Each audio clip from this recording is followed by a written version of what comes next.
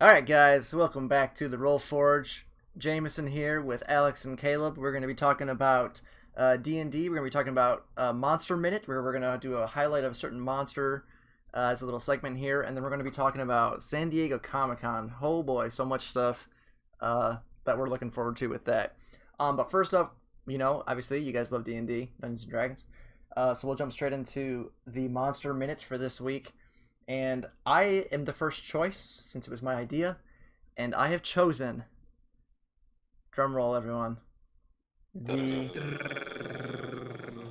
Intellect Devourer. Oh god. One of the most terrifying 2CR monsters you'll ever witness in the history of your life.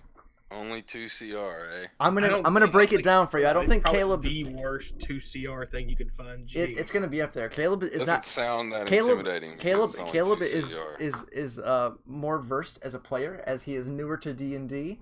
Alex and I have done obviously lots of D&D videos and played for a longer period of time. And we like doing theory crafting and reading about all the different stuff. And yeah, you all own the books and such. So I will explain it. I'll break it down for you. So it is only a 2CR monster. Okay. Tiny aberration. So it's a little baby. It's basically a brain with 4 legs. Okay. Armor class of 12. Okay. Pretty easy. It's only CR2. So hit points, 21 hit points. Movement speed of 40. All right. It does have damage resistance to bludgeon, piercing, slashing from non-magical, which is for 2CR that low level.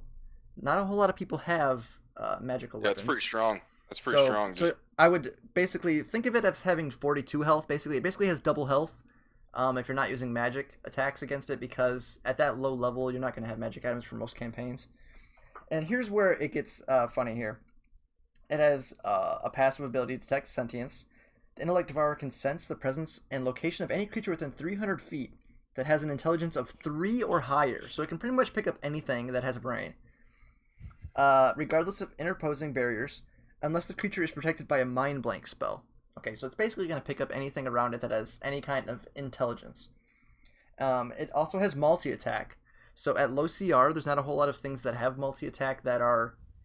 well, I guess there are some, that have decent multi-attacks, but this one's nothing too special. It just basically makes 2 claw attacks, which is a +4 to hit, 2d4 plus 2, average of 7 damage. So it doesn't hit very hard, but where it gets you is its other abilities. So if it can choose to, instead of using a multi-attack, it can use the Devour Intellect ability. Alright? And again, we're just breaking this down for everyone who doesn't exactly know how this monster works. Because I know some of you that are like Intellect Devour and you're like, oh, I know what that is. I know everything about it. But so not everyone is as well versed in every monster. So just kind of recapping everything here. The Devour Intellect ability, it can target a creature within 10 feet that has a brain. The target must succeed a DC 12 Intelligence saving throw. Okay, not a whole lot of people or spells or abilities use Intelligence saving throws. It's definitely the least common one in the game. A very, very rare saving throw. So even though it's DC 12, it is one of the definitely least common saving throws. And if they fail, they take 2d10 psychic damage, averaging 11. Also, on a fail, you roll 3d6 and reduce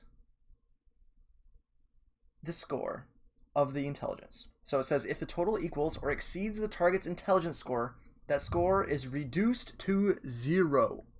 So if you have an intelligence of 8, okay, or 10 even, and you roll 3d6, the average for 3d6 is a 10 or 11. So if you have a 10 intelligence, this thing can straight up KO you immediately. Alright?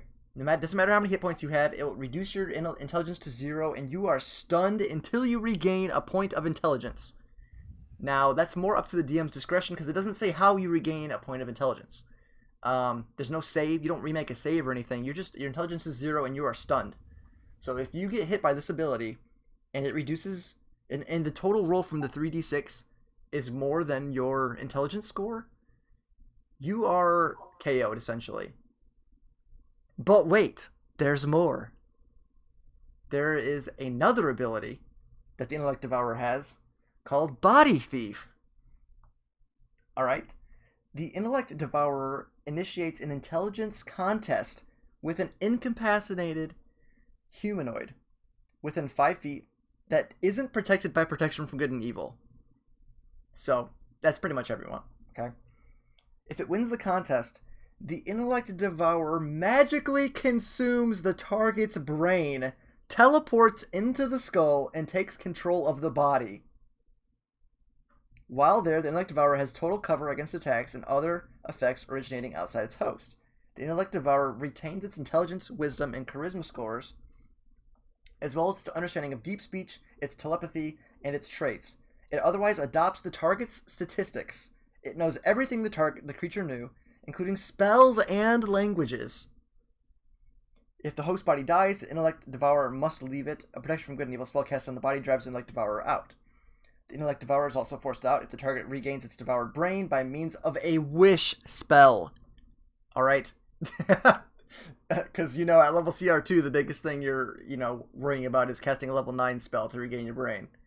By spending 5 feet of its movement, the Intellect Devourer can voluntarily leave the body, teleporting to the nearest unoccupied space within 5 feet. The body then dies unless its brain is restored within 1 round. So, boom. You have a level 2 CR monster that can instantly kill something just out of nowhere. They have to be focused. Like, and then did you say the devour body part? Like it had to be if you lose the creature. No. I'm talking about for it to even be able to target the creature, it had to be incapacitated. Has to be landed. It has to either hit the other ability. It had to have landed the Devourer. The first ability. Yep. So it has to be incapacitated in some way, shape, or form, either knocked out or stunned indefinitely, kind of thing.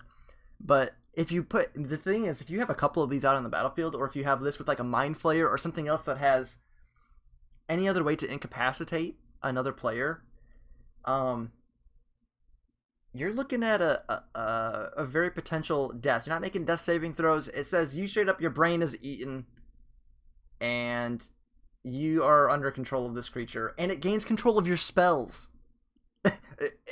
It can use your spells against your friends. That's the best part, right? So, like, at higher levels, yes, you can kill these things really easily. But if you have, like, a surprise attack from, like, some Illithid or something that incapacitates you, and then they, eat one of your brains before you can even do anything, and just kill a player outright, and then they're like, oh, I have access to level 7 spells now because I just, killed some, big player or something. It's like, it's hilarious and terrible and terrifying at the same time. What kind of twisted DM says I'm going to throw this in at level 4 for my boys? And yeah, imagine fighting that at level 2, Yeah, and see how it goes now. What level were we faced in Waterdeep? Because we fought one of those in Waterdeep. We didn't fight it. Didn't it just take off? Or was that the Mind Flayer itself? That was the Mind Flayer, yeah. We fought the Intellect Devourer. Yeah, the Intellect Devourer, didn't it hit Matt, right? Like I believe it did. Hit him with Devour Mind? I think no, it didn't. No, because the Mind Flayer dominated person. Oh, it was just dominant person. Yeah, but the Intellect Devourer, I can't remember how it died, but it got killed pretty quickly because it got focused. Yes, it did. I think Jacob attacked it and it made the save or whatever to not get stunned. I was thinking that we had seen, or I had at least seen one of these before, and I was like, it had to have been Waterdeep because it was. We have yet to do anything like this in the main campaign, but at least for me, since I've started playing it. But the thing too is that's a nasty CR2, man. The Intellect Devourer is usually no joke.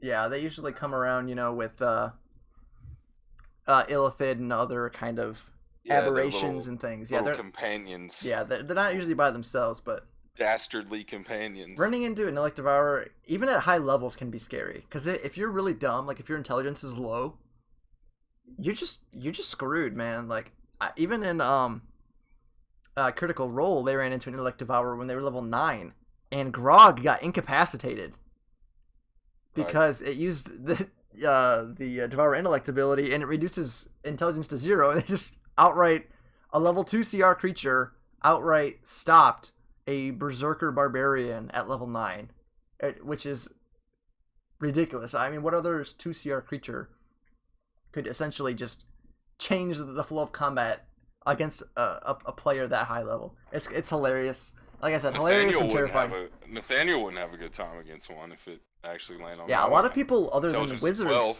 Yeah, a lot of non-wizards don't use intelligence. Well, I mean, it's actually a dump stat for most. Yeah, exactly. That's really the terrifying thing is, I'm trying to think what all classes get proficiency in intelligence saves. Wizards, there's only one other class that gets it. I'm drawing a blank on what it is, but the fact is, like, even for somebody like level 20 character, this could one shot a level 20 character just because if it's an intelligence saving throw. You're not gonna have a proficiency bonus to it. So I mean, most people are gonna have a 0 or a +1, maybe a +2 if they're just a caster and maybe they want to have a higher intelligence. But outside of a wizard or like an eldritch knight or a trickster rogue or something like that, you're not gonna have a lot of intelligence on a character. Yeah. But anyways, I think keep the CR low, but still hit them where it hurts with our first monster minute segment.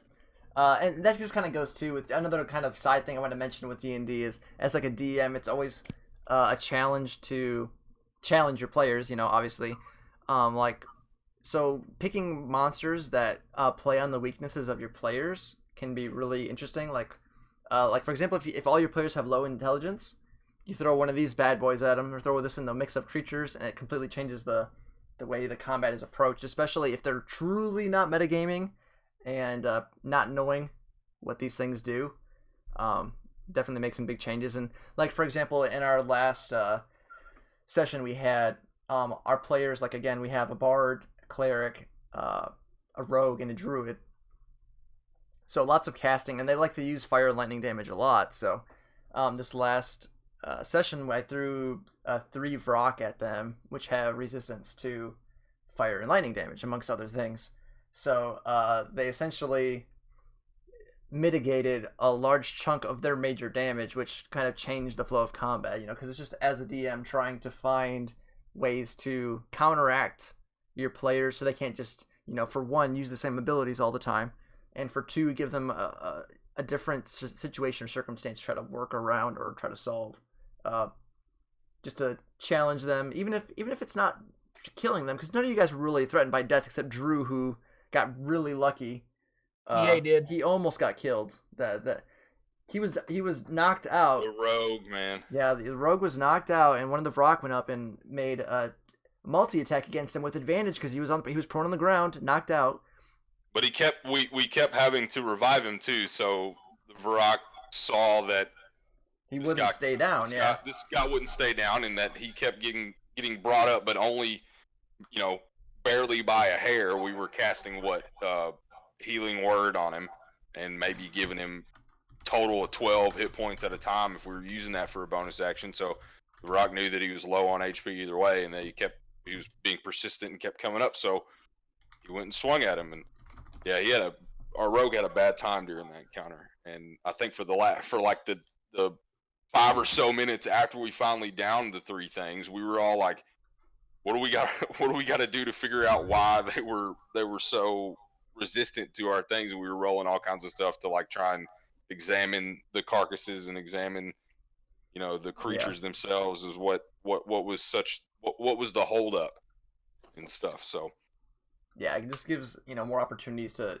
change up how the players interact in different encounters. And of course, you can add other stuff too, where you add other things moving on the battlefield as well, where you have different weather or other moving obstacles and things in combat, which can mix up things a little bit. But with that, we have a lot of stuff with the San Diego Comic-Con that I want to go over. So I'll let someone else make some introductory comments about this, because I don't want to talk too much, So does someone else have any comments that they want to make about this year's Comic-Con and their thoughts and whatever?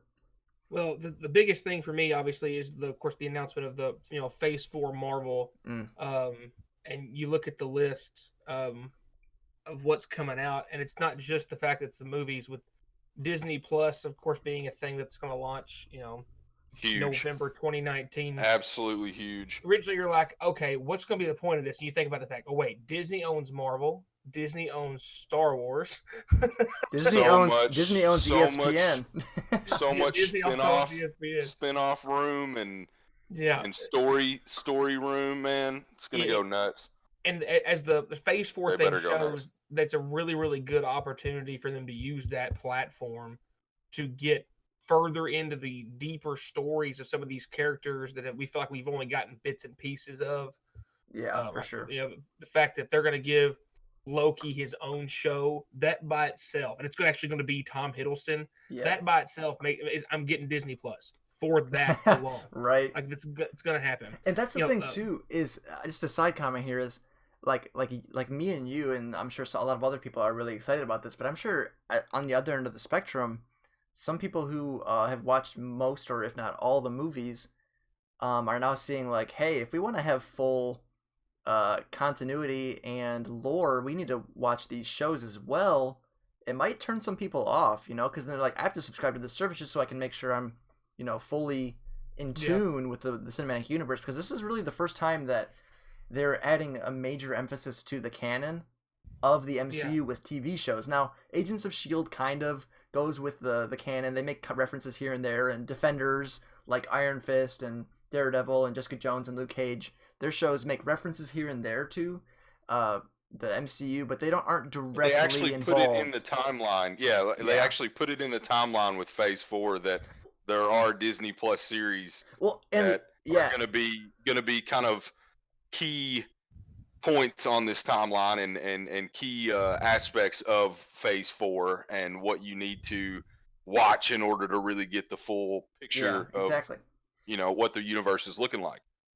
So that's pivotal. That's huge, and it made me think of we're basically taking kids going to the comic book store after school, spending the $1 on X amount of comics, to now we're subscribing to Disney Plus, and we're pre-ordering tickets and stuff, and it's basically taking everything that is Marvel and on a print and making it digital. And I know they're already the movies have done that, but I mean, if they're putting shows into the timeline and in these phases, then people are going to have to invest a whole lot more time and subscription and money into really getting the full picture. So I think this is a big move by Disney and a big move by Marvel with Phase 4. So we'll see.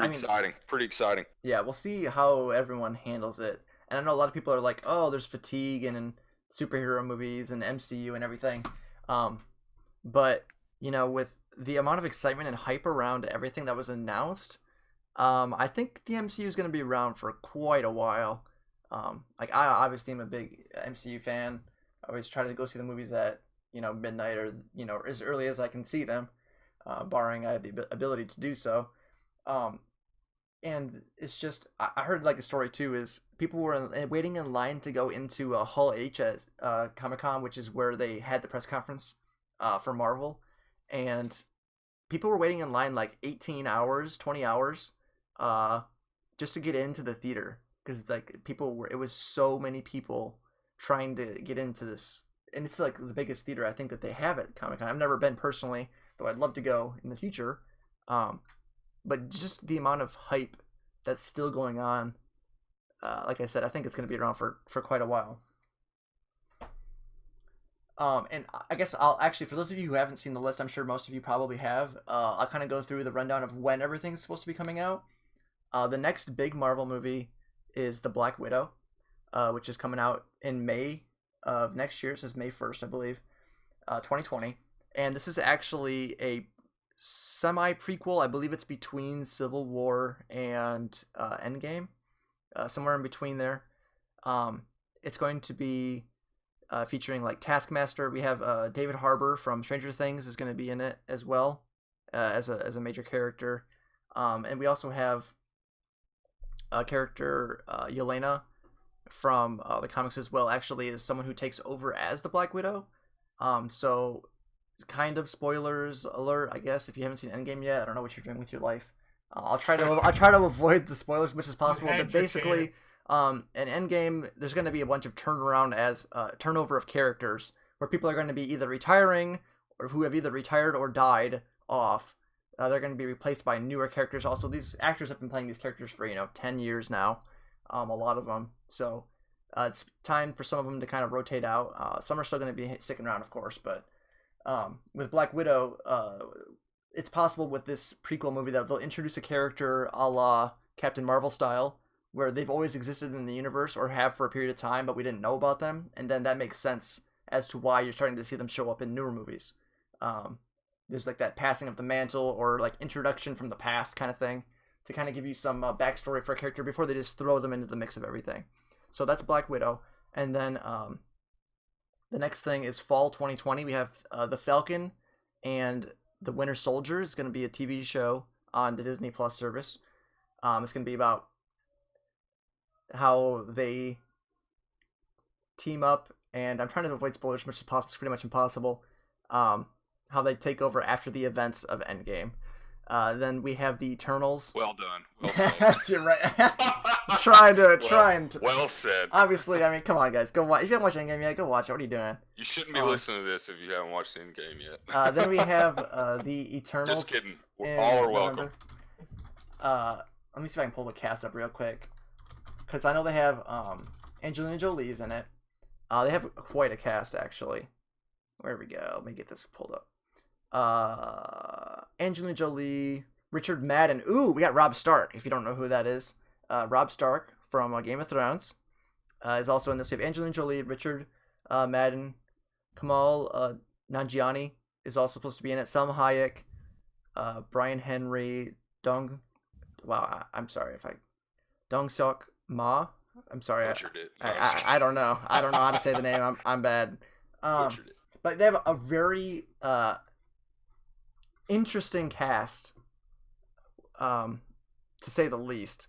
So I'm curious to see how that comes out, how they're gonna go with this line of the Eternals. You don't know who the Eternals are. They're basically like the line that they have is they're a race of immortal beings who lived on Earth and shaped history and civilization. In the comics, Thanos was actually an Eternal with a deviant trait. So essentially, Thanos was an Eternal mutant, X-Men, basically. So imagine the Eternals are like humans, and then Thanos was like an X-Men version of the Eternals, basically. So he's a mutant they call it a deviant trait. So it's kind of like his backstory. Maybe they'll get into some of that with the Eternals. Could be interesting. And then we have February 12th, 2021, Shang-Chi and Legend of the Ten Rings. Now this is going to be interesting because they're actually going to have in this movie the real Mandarin. So like if those of you who've seen Iron Man 3, you know they had Ben Kingsley play. The name's Trevor Slattery. Was an actor who was playing the Mandarin, and a lot of people were upset about that because the Mandarin was a huge villain. Well, it turns out they did like a one-shot kind of show thing with Ben Kingsley to show that the Mandarin actually is a real villain, and he was just impersonating him.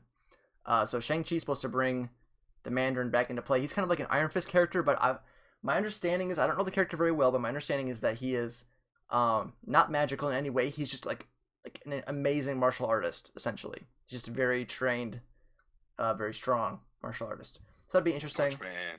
Yeah, right? And then spring 2021, we have WandaVision for Disney+. No idea what that's going to be about. Could be very interesting. Especially with the events of Infinity War with Vision. Interesting to see what they're going to do with that. And then one of the biggest ones I'm probably looking forward to, and I'm sure Alex is as well, as May 7th, 2021, Doctor Strange and the Multiverse of Madness. Indeed. Doctor Strange. One on the short list for my favorite Marvel characters for sure, and the fact that it's Benny Cumberbatch just makes it so much better. Yeah, that's the thing is Marvel. One thing Marvel's really good at is its casting is phenomenal. They don't just find good actors; they find good actors that they're just made for their roles. Exactly, and they have the money to basically pick anyone. The only person that could play the role, they pick it. One thing here that I do know of is find it. Obviously the title is Multiverse of Madness, so that means we're going to be going into the multiverse we already know that multiverse existed from the first Doctor Strange movie, as he's floating through astral form through all kinds of different dimensions and multiverses and whatnot. Apparently, this movie is actually supposed to be the first quote-unquote horror movie in the MCU, technically. It's going to be kind of darker, but it also is going to have Scarlet Witch in it. So you're going to have Doctor Strange and Scarlet Witch in a movie, which is probably the two strongest people, barring maybe Thor, probably, in that mix. So you have two of the most powerful beings in the MCU in one movie. Must be facing something pretty ridiculous for that. And then Loki in spring of 2021 on the Disney Plus streaming service. We also have in summer of 2021, What If, which is also on the Disney streaming service, like I said. It's going to be an animated film about like basically alternate realities and things like what if this happened, or like what if Dormammu actually defeated Doctor Strange, or it's going to be like, just really crazy scenarios, stuff like that. Or what if Red Skull was able to use the Tesseract, or Hydra took over Shield and took over the world, or weird stuff like that. Who knows? Then we have Hawkeye in fall of 2021, which is also Disney Plus streaming service. My understanding is this is going to be about Kate Bishop, who is trained by Clint, and she in the comics takes over as Hawkeye, another mantle passing thing here. So it could be interesting to see him kind of training up Karate Kid style, the next Hawkeye kind of thing. Who knows how that'll go. And then last but not least, that was announced November 5th, I believe it is, or maybe I'm blind without my glasses, 2021, Thor Love and Thunder, Thor 4. Natalie Portman is coming back as Jane Foster. And in the comics, there was a point in time when Jane Foster had Mjolnir and took on the powers of Thor. With Thor being, semi-spoilers, let's say out of shape in Endgame, it's possible he might have lost some of his respect, and so maybe they tie in some of that as a way to bring in Jane Foster with taking on Mjolnir, although Mjolnir was destroyed by Hela in Ragnarok, so not really sure what's going on with that. We'll see how they tie all that together or whatever. I'm assuming Captain America took Mjolnir back to Asgard. Trying to avoid spoilers, kind of impossible. Again, but yeah, lots of things happening. And then, last, actually, at the end of the Marvel's press conference, that they had Mahershala Ali walk out on stage, and he put on a hat that said Blade. So they're bringing Blade to the MCU. They did not announce when it's coming. They just said that it's being worked on. So take it what you will. It's gonna have to be PG-13 Blade, though. I know a lot of people are probably gonna be upset about that. So it can work into the MCU. I did see some comments on Reddit that were pretty funny, where it's like, everyone in the MCU, we've never seen any vampires, and it's like, Blade, you're welcome. I thought that was pretty good, because that's like the meme right now is like someone says this and then someone responds this kind of thing. But what was that? I talk way too much. I'm sorry. Someone else take over some of the shows and stuff. I just talk, Marvel, man. I'm all about that Marvel. But shows, I had some that I know I was looking forward to. But what are you guys' thoughts? What else from Comic-Con? Go ahead there, Caleb. Were these weren't talked about at Comic-Con. I'm going to talk about in and around Comic-Con. In and around, yeah. We're going to stay on like the movie and show bit. So I finally watched the trailer actually today, Top Gun Maverick. Right, like Tom Cruise. It's my boy, Tommy. I'm a huge Top Gun fan. Like, love it all. Highway to the. Yep. Like I want to be Maverick, and they're bringing it all back, and and I love the only like two lines that Tom Cruise says in the trailer are just so vague and so they don't. They're just so cheesy and vague, and it's perfect, and I can't wait. But like, it's really just more like that he's in a real on F-18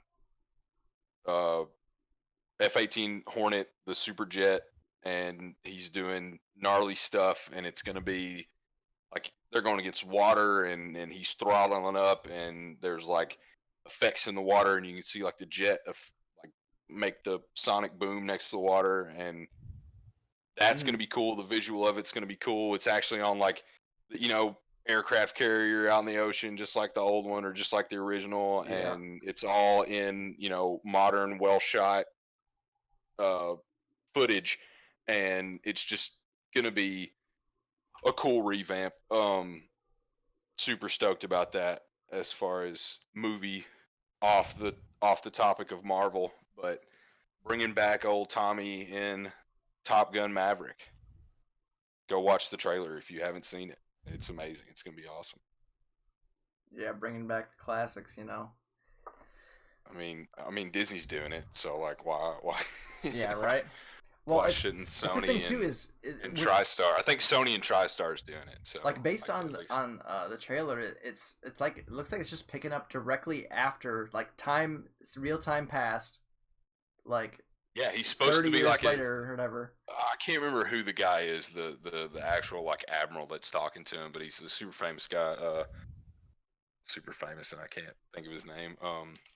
Just blanking on it, but yeah, it'll be really interesting. And like a lot of the dogfights and stuff were really cool in the original, but we'll just see how, because there hasn't really been a movie like that in quite some time. The 90s were all about the A Few Good Men, Top Gun, Saving Private Ryan. Was that 90s or was that early 2000s? But Ed Harris is the guy talking. Yeah. Oh, wow, Ed Harris, yeah. And he says he's like, you should. I'm talking to you right now, and you should be a 2-star admiral by now. But here you are, Captain. And so like it's Maverick has kept his he hasn't like ranked up hardly, and I guess he hasn't ranked up at all. He's just stayed a captain. Hey, want to keep flying, man? Just stay in the pilot's seat, which is crazy. But like he says the lifespan of your profession is very inevitable, and you're gonna die. And he says like the second the second line, the only line he said, one of the only lines he says is, "But not today." Like Tom hits him with a "but not today." And it's like, what do we say to the god of death? Not today. I can't wait. It's gonna be awesome. Yeah, I know. Another one, some shows that looked really interesting to me. Obviously, big fan of The Witcher. And Netflix is making The Witcher with Henry Cavill. Superman. Should be really interesting. It has a lot of potential.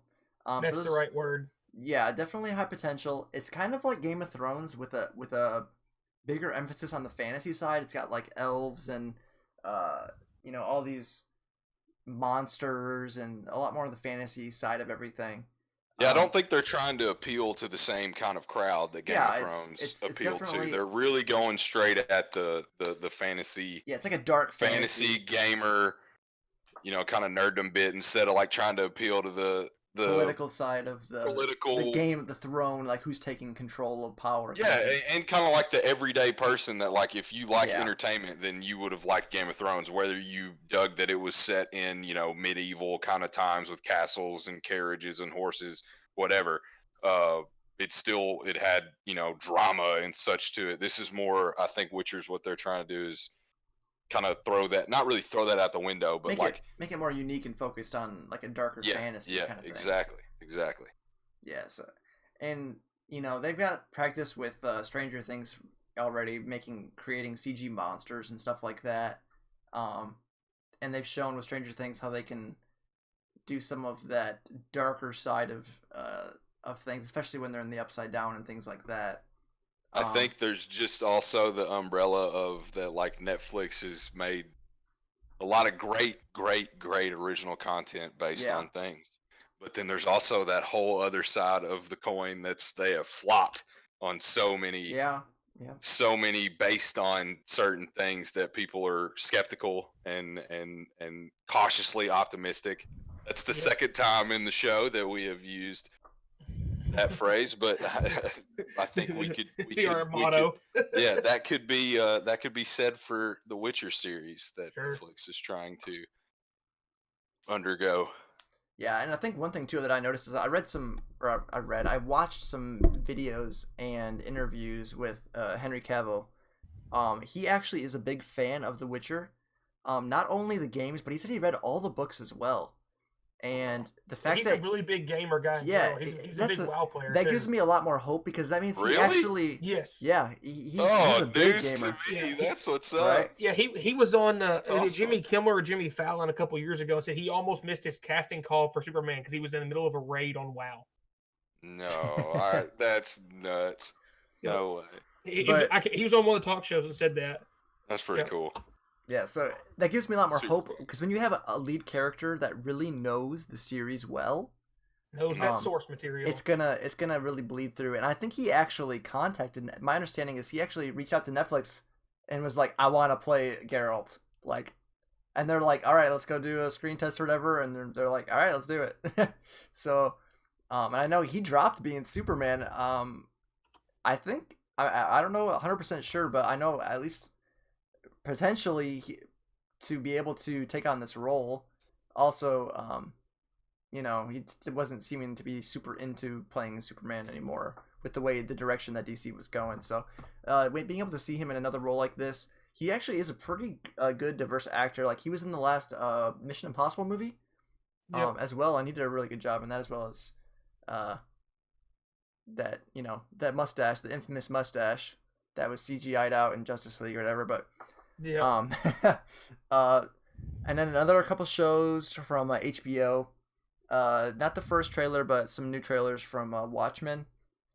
Now, my knowledge on Watchmen is not super high because I'm more of a Marvel fan guy here. It's thick. That's all I know. But the movie was pretty crazy, and that's pretty much the only knowledge I have is from the movie. I know this is going to be a little bit different. Obviously, different take, more down to earth because with Dr. Are they doing it more based on, or is it more like Rorschach's kind of? Yeah, I know it's called I think it's the TikTok apocalypse or something like that. I don't know all the details again. I'm not as knowledgeable in this series, but it is based on a different time frame. I don't know if I can't remember if it's before or after the events of the movie. Okay. But it's definitely not trying to recreate the movie in any way. One thing is like how Rorschach became Rorschach, right? Like that's going to be kind of a big canon on it. It seems to be they're leaning into the more grounded side of it. The superheroes next door kind of thing versus these huge mega all powerful Dr. Manhattan floating blue swinging dangly bits. But anyways, with that, looks really interesting. Again, another high potential. HBO has even bigger budget than Netflix. I don't know. HBO, I think they do put a lot of money into their shows, obviously with Game of Thrones and everything. And then another show from HBO that looks interesting is His Dark Materials. Now this is based on the book trilogy, Dark Materials, which is like Golden Compass. And there's some other books too. I don't know. Again, not super familiar. All I know is Golden Compass, or is it more? It's a trilogy. It's a trilogy. Golden Compass book. Correct. It's the first book. Okay. Yes. Yeah. So and it's got the girl from Logan is in it, and it's got like James McAvoy and Lin-Manuel Miranda. So it's got some bigger names in there. I think it looks really cool. Watching the trailer. So I'm really interested in seeing on where that goes as well. It's kind of like a thriller, suspenseful, actiony mystery. Yeah, it's got some intrigue to it for sure. I'm definitely interested. Got my interest peaked on that one. Did you ever see Golden Compass or read any? I haven't read the Golden Compass, the book, and I've seen the movie. I haven't read the other two books in the series. You read the first one and you watched the movie? Mm-hmm. Were they? The book is great. I don't know why I never read the other two in the series. I'm honest. The book is a very good book. I think it's a decent movie. Oh, you're kind of cutting out a little bit there. Yeah, you're cutting out, bro. But with that, I mean, yeah, again, HBO as a good way of turning things into mega, pop culture. Franchises. Yeah, mega franchises, mega pop culture influences. So a lot of faith in that as well. And with that, I think I know you guys. Since I've been talking a lot, I had a lot of wanted to cover one last thing here before we call this second episode of the Roll Forge. Um, we have some news leaks, rumors of World of Warcraft potential things, and I know Classic is coming soon as well, which we're looking at. But I'll kind of take the back burners on this one if you guys want to go over all the news and rumors and things with the next expansion, and maybe even Classic a little bit. But maybe just a few minutes here on going over this, and then we'll wrap it up. So, if you've been on the internet and you follow Warcraft at all, there was a very, very well done post of a leak for the next expansion, which of course it's already like the devs are working on all this already. Going to take all of our woes from BFA and all of the backwards um, backwards steps or backwards choices in what they did for this story, and how it's kind of went from like this Horde versus Alliance bit to now we're fighting the old gods, which we kind of saw that coming. But anyways, full circle. But been reading up a bit on it, and watching a lot of good content with Bellulor and stuff, and getting kind of his take on it, on maybe how this could be good, and how like each expansion and each patch try, the devs and Blizzard try and make amends for all the things that everybody gets on the net and on Reddit and just bashes them for, all the flops and all the good things. But so there was a leak, and Age of Darkness is the quote unquote working title for the expansion. Big thing, number 1 level squish back to 60. Which would be kind of, I think, called for. I think that's going to happen regardless if this like leak has any truth to it whatsoever. I think that we end up going back a little bit on what the little number in your portrait says next to your character. We're talking a couple new allied races, couple new classes, tinkerers class wise sounds super cool.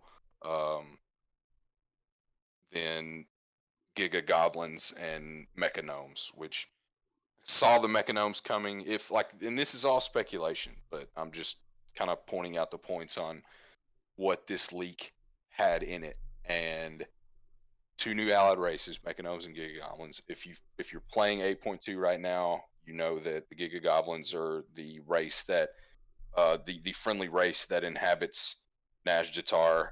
You get an ally that is a Giga Goblin that accompanies you throughout the zone, and you level it up and etc. And then of course in Mechagon, the whole place is the home of the Mechanomes, which were the original gnome type, more or less, as far as the race goes. Whenever the Titans actually created the race in the very early timeline of WoW, it was actually a Mechanome, and then old gods cursed their creations, and they actually took on a full flesh form.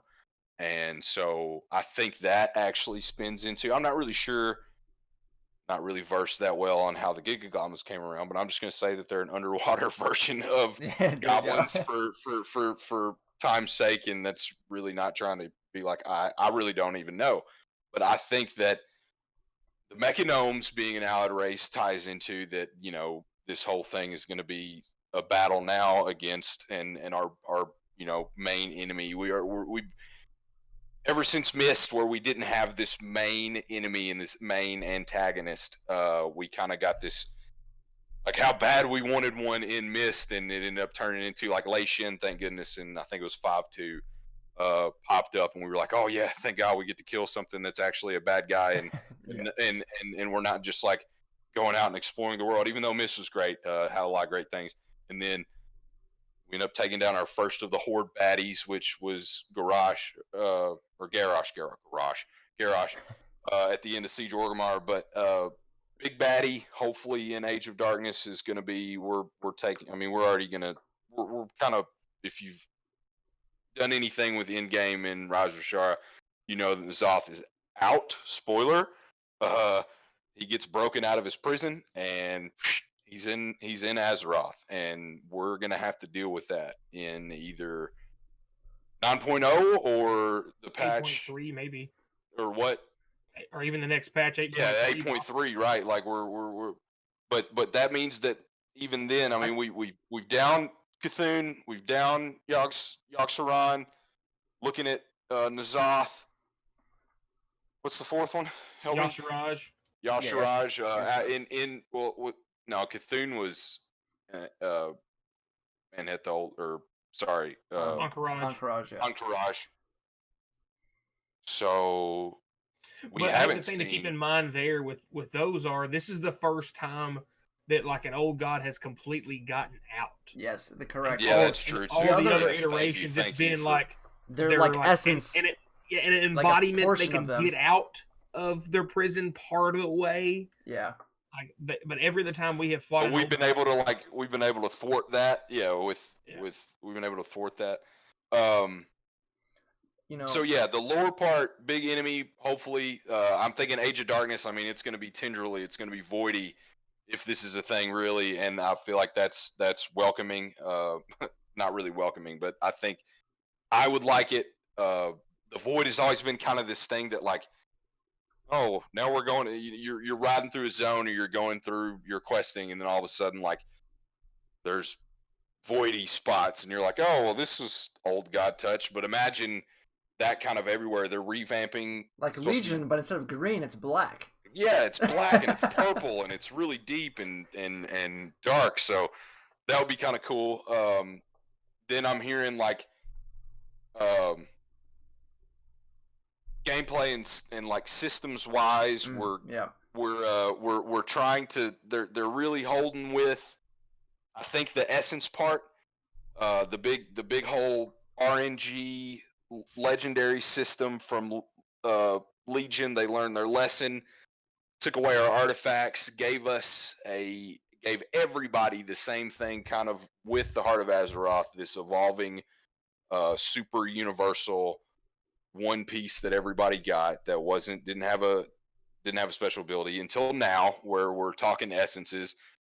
But Baylor and me as well, and I think a lot of the other community is like, and Blizzard itself, they're going to keep with this one kind of constant, just one piece, that has some sort of upgradable part to it, and some sort of tricky little damage dealing or damage mitigating sort of ability. And I think that's okay. Part of the irony, I think, with that is the reason that people are having issues with BFA and stuff is, obviously the Heart of Azeroth and the Azerite gear and everything.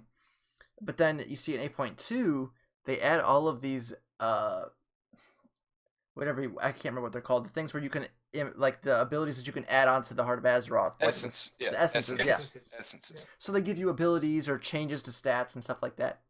And you have like your major minors and stuff, kind of like glyphs. And, originally they got rid of the whole talent tree thing because it was too hard to balance and it was just too much work for the dev team and everything. But it seems like gradually over time, they keep adding more abilities and just doing it in a different way. It's like, come on, get us back. Even if it's a... They're giving us 6-1 way and half a dozen the other. Yeah, give us, a little bit different... more options with talent trees. With that said, too, you said talent tree, part of it, offensive, defensive trees are supposed to be... That was also included in the leak. I'm saying all this is speculation. This is supposed to be. Rumor. This is all speculation, all rumor. It's just us kind of going like, all right, what's the next step going to be, and how are we making this? And I am totally okay with the state of the game. Like, I wish the models. I'm a big appearance guy. I'm a transmog farmer. I wish they would get away from or I'm talking when I say they, I mean I wish Blizzard would stop with the um armor proficiency style sets. Go back to give us class proficiency style sets. Give us models. Give me a model from BlackRock Foundry. Give me a model. Give me that type of texture from BlackRock Foundry from Hellfire Citadel Mythics. Like, I mean, they nailed that on the head. Yeah, of course. While I'm questing, I don't want any kind of really crazy thing, but I'm talking like when we're doing we're defeating a Shar, we're going after these big huge names and stuff, and they drop the models for the raid as far as gear go or the sets go that are it's all the same if you're a priest, if you're a warlock, if you're a mage. It's just cloth. It has some like webbed, tendricles coming off of it, and you kind of look like a naga with some wet blankets on. And it's And kind it's of like, crazy. come 'Cause- on! Yeah, right. Like, and it's like Give me some taste. they've been Give me some- designing class sets for like 8 or 9 years, and they're just Yeah. like, it's too hard to do. We're just gonna stop doing it. It's like It's either what do you that mean? or they're really, really going on like, man, we gotta fix all this crap that everybody's complaining about. And I'm just adding to it, like, give me I think a class set again, bro. I think another part that was leaked or speculated was that the 8.3 boss will be Sylvanas. Sylvanas. And then I could see that, and then instead of killing her like Garrosh, she's supposed to be wounded. she gets captured or something. And captured. Yep. So she's still to be wounded she still and captured. stays. And they could still salvage her character if she got like corrupted by the void or something. Who knows? They could always try to save her character. They totally could. Because a lot of people I watched another video that they were like, they brought up a good point. I can't remember what his name was. It was an Asmongold react to. It was an Asmongold reacts, but it wasn't Asmongold that made the point. It was the actual video he was reacting to. It starts with an N. I can't remember, but it was kind of on par and on base with what the actual this quote unquote leak was talking about, and Bellular actually like broke down the official like thread of the leak, but this other guy had never heard, it was pre the leak actually getting posted, and so this guy was like kind of shooting from the hip and come up with some cool stuff. But he made a good point that was, we don't really have, besides our Heart of Azeroth right now, we don't really have any kind of like powerful weapon that Azeroth has anymore. We're not really sure where the Dragon Soul is, but that's what we used to shoot down Deathwing, right? We use these great artifact weapons to take down the Legion. We had, help me, Alex, what do we have in Draenor that what? We had nothing in Draenor. I guess we didn't have anything in Draenor either, did we? Everyone had that helped us. Like mess with Gul'dan and not. I mean, we didn't down Gul'dan until Legion. Travel and deal with Gul'dan's like second iteration or anything. But he made it. I guess it's just been. I guess it was kind of a. Now that I'm thinking about it, it wasn't really like that solid of a point. But when I first initially heard it, when he made his statement that we don't have anything to really take down these old gods, if N'Zoth were to try and bring his Black Empire back. Hey, I'm all down for World of Warcraft 2. Azeroth becomes a corrupted Titan, and we move to a new planet and start over. I'm down. Let's go. Because Azeroth still hasn't actually been born yet. Yeah. And yeah, she's in her like incubating stage, and if we don't defeat the old gods, then she's gonna be a Dark Titan. Yeah. I'd be cool going to a new planet. That'd be interesting. But then we got Warcraft 3 remastered, and then we got Classic to worry about. So even if it does all go down the drain and down the toilet, then we can just all start trying to down Ragnar. Side hop. Let's down Rag again. I think the biggest thing. An MC40. The biggest thing is come November, we'll know all for sure because it's guaranteed, right? They're gonna announce. Yeah, they gotta really. I mean, it's gotta happen. Like we're gonna have one more big patch right before that. That is either we're gonna deal with Sylvanas, We're gonna see what comes of N'Zoth, and then next expansion. So yeah, we'll know a lot more come November at BlizzCon, and the speculation will be a lot less speculative. But it kind of got me going this week, like being like, "Oh man, it's already that time again." I feel like forward. BFA I feel like BFA just came out, but it's been. I mean, it's been a year. Hey, it's still gonna be another year. Yep. At least. Right. Right. But then you got Classic as well, coming in to get you some sideways progression. But we could probably keep going for another 6 hours. But I think it's a good point here. Always got to cut her off. Wrap it up here. If you guys enjoyed listening, make sure you check us out on SoundCloud. We're actually on the iTunes podcast thing now as well. So you can listen to us on it's the Roll podcast, Forge, Roll Forge, and Podcast Republic for you Android people out there. Yep. Check us out, follow us. Make sure you watch us on YouTube, subscribe, follow, whatever it is on all those platforms. Let us know what you want to hear. Ring that bell while you're at it. Yep. Thumbs up, follows, likes, shares, please, on Reddit, on Facebook, on Twitter, whatever you want to share us on. Let your friends know. Check out our subclass series. It's probably our biggest series on the channel. We're talking about all the D&D subclasses of all the stuff. We just posted the last one for the Arcane Trickster Rogue yesterday, I guess, when this goes live. And make sure you guys just keep checking into the channel as all of our new content comes out. And as always, guys, thanks for listening. Question. Hey, try it again. Let's go from the top. All right. And as always, guys, thanks for listening. Yeah. Y'all said it way slower than I did. Nailed it.